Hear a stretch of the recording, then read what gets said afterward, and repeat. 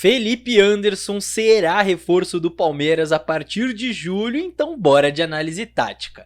Como será que o jogador pode encaixar nesse Palmeiras de Abel Ferreira? Vem comigo.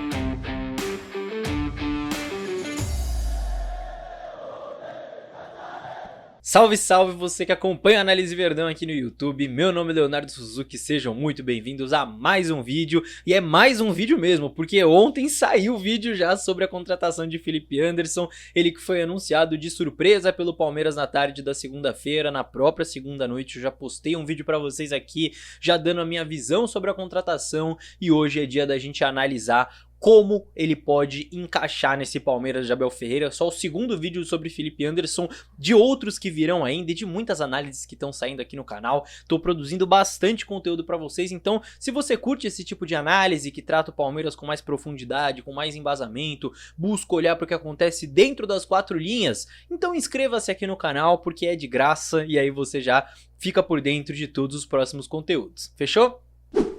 Então, pra gente iniciar o nosso vídeo aqui com algumas estatísticas, já fica bem claro a partir desse levantamento que tá na tela do SofaScore que o Felipe Anderson, ele não é um jogador que vem pro Palmeiras encostado na Europa. Não é que nem a maioria dos jogadores que vêm da Europa pro Brasil, que perderam espaço, que viram reservas, que estão encostados e que voltam. É um reforço de um atleta que vinha jogando regularmente, que vinha sendo um titular absoluto da Lazio e que vinha jogando em alto nível, com 36 participações diretas em gols e 134 passes para finalização nas últimas 3 temporadas. E um detalhe muito interessante nessa imagem, perceba o número de jogos disputados. Ele disputou todos os jogos de liga possíveis nas últimas 3 temporadas. Pegando as 5 principais ligas europeias, ninguém jogou mais jogos nas últimas 3 temporadas que o Felipe Anderson. Ele inclusive bateu um recorde de partidas seguidas na Lazio. Ele chegou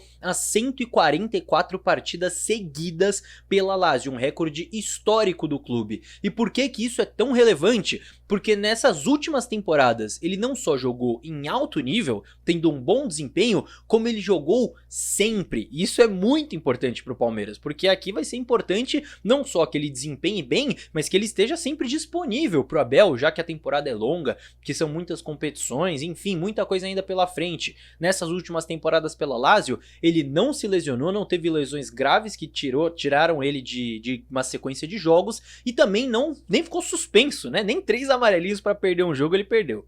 Indo agora então para uma parte mais técnico-tática, vamos dizer assim, para a gente analisar, quando a gente pega o mapa de calor do Felipe Anderson nessa temporada atual na Série A da Itália, a gente vê uma ocupação mais pela direita, né, como um ponta-direita, de fato num 4-3-3, formação que foi muito usada aí pelo Maurício Sarri, que foi o treinador que ficou na maior parte da temporada pela Lazio, já foi demitido, mas enfim, ficou um bom tempo por lá, usava bastante esse 4-3-3, com o Felipe Anderson sendo um ponta-direita que podia vir por dentro também.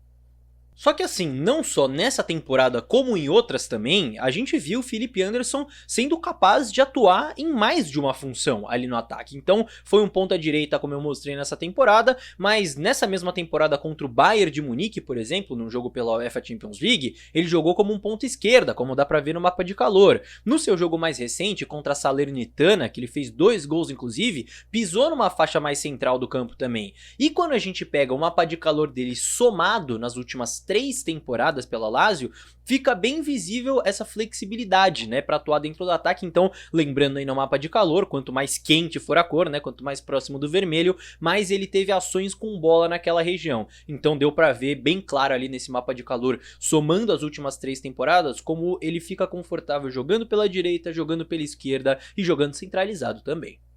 Portanto, quando a gente analisa o encaixe dele nesse Palmeiras, são realmente muitas possibilidades. Quando a gente pega esse 4-2-3-1 que o Palmeiras tem usado como uma formação base e já pensando num time sem o Endrick, que não estará mais aqui, o Felipe Anderson pode ser esse ponta pela direita, pode ser esse ponta pela esquerda ou até esse meio atacante, certo? E um detalhe muito interessante, ele pode ser um ponta fazendo mais de uma função, porque os pontas no Palmeiras eles geralmente têm 2 funções dentro desse 4-2-3-1.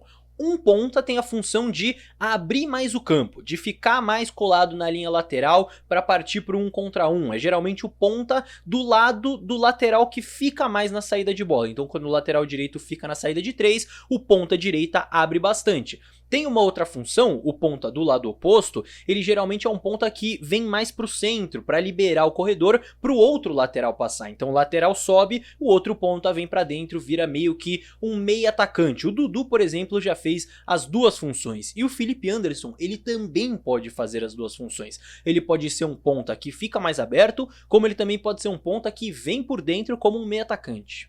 E pensando num Palmeiras ideal aí para o segundo semestre, justamente com os dois, com Felipe Anderson e Dudu juntos, olha a quantidade de variações ofensivas que você pode ter.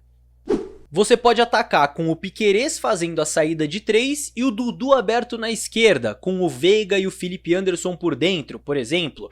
Ou você pode ter o Mike ficando na saída de 3 e o Felipe Anderson aberto, com o Dudu e o Veiga por dentro. Ou o Felipe Anderson e o Dudu podem inverter o lado, o Felipe pela esquerda, o Dudu pela direita. Ou então você pode ter também os dois laterais subindo, tanto o Mike quanto o Piquerez bem abertos, com o Aníbal recuando para fazer a saída de 3 e o Felipe Anderson e o Dudu juntos por dentro, com o Veiga podendo recuar para ajudar mais a construção. Olha quanta possibilidade. E isso é pensando só nesse 4-2-3-1, mas se o Abel, por exemplo, precisar usar a formação com 3 zagueiros em algum momento da temporada, o Felipe Anderson também pode encaixar perfeitamente como esse meio atacante no momento ofensivo, né? Até voltando pelo lado para ajudar na marcação.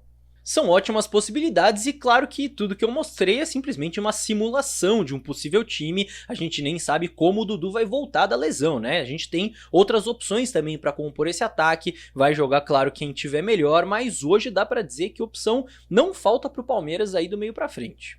E já que a gente tá falando de opções aí do ataque, olha só que interessante o comparativo que a equipe do Análise Verdão preparou para você de números de Felipe Anderson, Dudu e Veiga, talvez as 3 principais referências do Palmeiras para o segundo semestre do ano.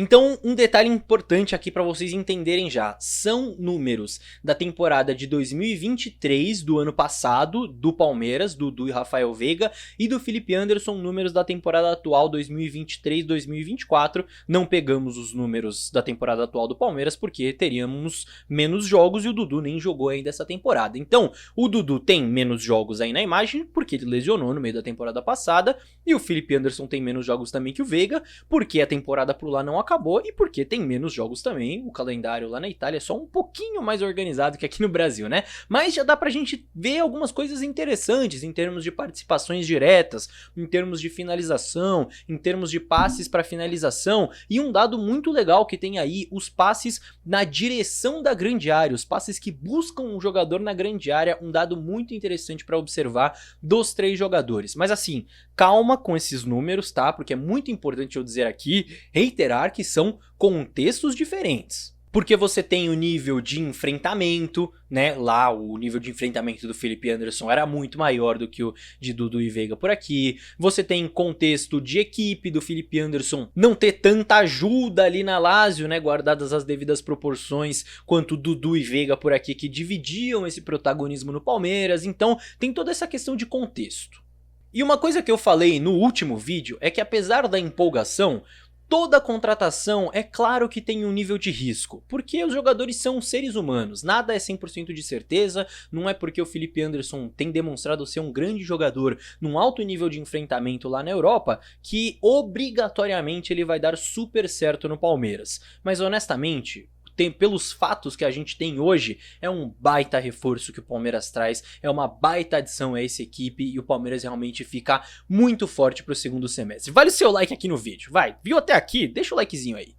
E vale lembrar que como ele só chega em julho, ainda tem muita análise para sair aqui no canal, saiu ontem, saiu hoje, ainda vai sair mais análises táticas sobre a chegada do Felipe Anderson e sobre tudo que acontece no Palmeiras, porque se tá acontecendo dentro de campo no Palmeiras, a gente analisa por aqui, então reitero o convite do início do vídeo, inscreva-se aqui no canal, tenho certeza que você vai curtir também os próximos conteúdos, e aí você se inscrevendo, não perde nada, o vídeo sempre vai chegar para você. Fechou, meus amigos? Peço também a sua participação aqui nos comentários, comente aí o que você achou da contratação, o que você achou do vídeo, se você tem alguma outra sugestão de vídeo, alguma outra coisa que você queira que eu analise aqui no canal, comenta aqui embaixo que eu tô sempre olhando as sugestões de vocês e agradeço a companhia de todos em mais um vídeo. Vejo todos no próximo.